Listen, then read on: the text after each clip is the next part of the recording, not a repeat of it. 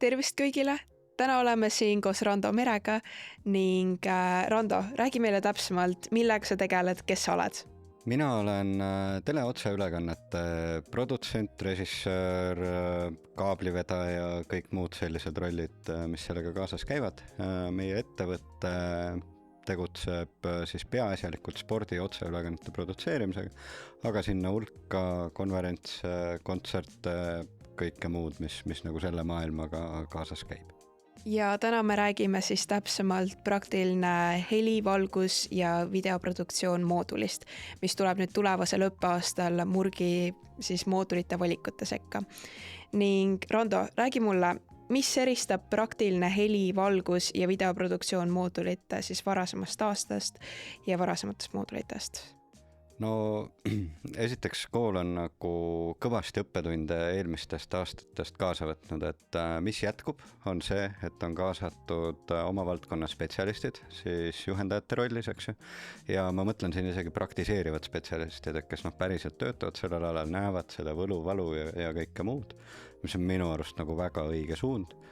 Ja sellel aastal pannakse veelgi enam rõhku nagu praktilisele ja iseseisvale tööle, mis tähendab õpilase vaates siis tegelikult seda, et mooduli õpilasel on võimalus kaasa lüüa, või mitte isegi lihtsalt nagu kaasa lüüa, vaid päriselt luua koolil olulised sündmused. Playbox näiteks, jõulupidu, aktused, et sina saad olla osa sellest meeskonnast, kes selle sündmuse päriselt särama paneb, purki paneb ja selle aplausi siis lõpuks endale saab.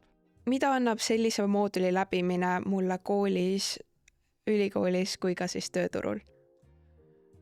No esiteks ta annab kohe nagu päris kindlasti esimese töökogemuse, et kui sa lõpetad Mustamäe riigigümnaasiumi, oled selle mooduli läbinud, siis sa ei alusta nagu puhtalt lehelt, vaid päriselt saad oma CV-sse kirjutada, et olen olnud mis tahes rollis, siis mis sa nagu täpselt valid, et olen olnud nagu sündmuse produktsiooni osa. Ja vähe sellest, et sa saad seal lihtsalt kirja panna, sul on ka päriselt siis tõenäoliselt videosalvestuse kujul näidata ette oma töö tulemus nagu potentsiaalsel tööandjale. Ehk siis noorele ta avab nagu väga-väga selgelt ühe nii-öelda karjäärisuuna ja ma isegi ütleks, et kuna meie ettevõte ka hästi palju pakub noortele praktikat, siis ta mitte lihtsalt nagu ei tee seda ust natukene lahti, vaid see nagu kannaga lahti löömine, et väga tugeva eelis annab see. Kas selle mooduli jaoks on vaja juba varasemaid tehnikateadmisi või piisab juba pisikesest huvist?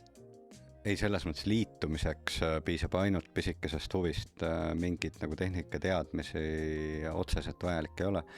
Küll hoiatan sind potentsiaalne huviline siis ette, et kogu live-produktsiooni maailm töötab natukene teises rütmis kui 9-5 töö.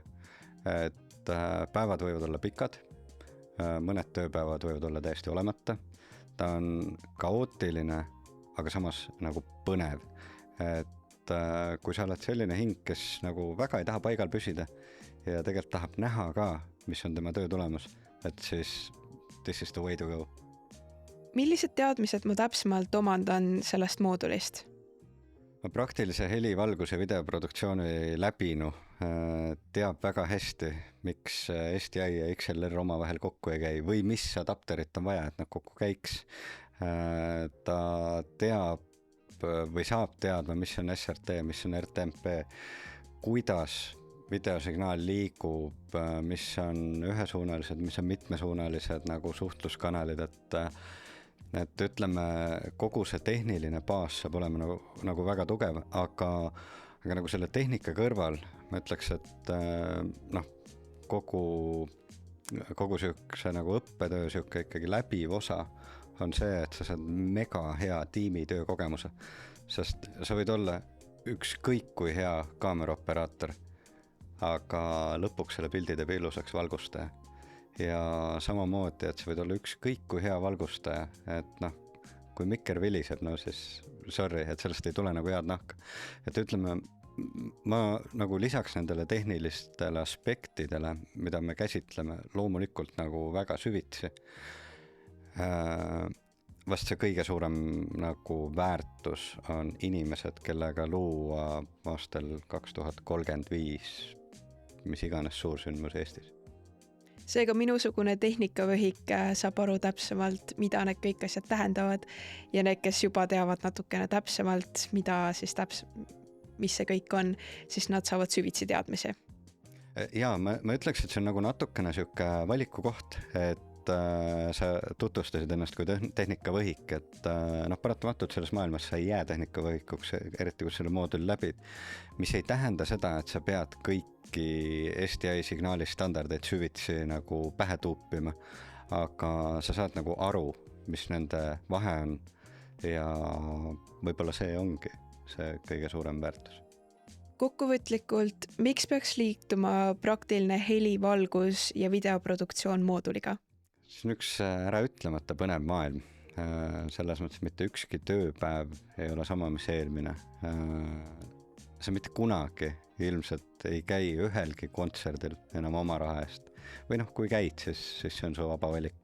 Sest pädevaid tehnikuid, produtsente, neid otsitakse Eestis tikutulega taga.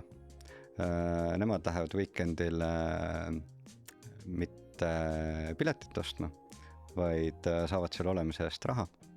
Neile makstakse kinni majutus, söögid. Nad saavad olla osa nagu ägedast sündmusest ja saavad lõpuks selle aplausi endale. Samamoodi on ka vist suvistel erinevatel festivalidel otsitakse alati vabatahtlikke, kes saaksid tulla. Just, ja eks kogu produktsiooni maailmas ongi niimoodi, et kui sul on juba mingisugune kogemus ette näidata, siis nagu öeldud, need uksed on valla ja sa kindlasti saad sinna. Minu poolt aitäh sulle, Rando! Aitäh sulle, Karole! Ja teid, kõiki kuulajaid, vaatajaid kutsume üles kandideerima siis praktiline heli, valgus ja videoproduktsioon moodulisse enne, kui kohad täis saavad. Just, see on oluline, enne kui kohad täis saavad.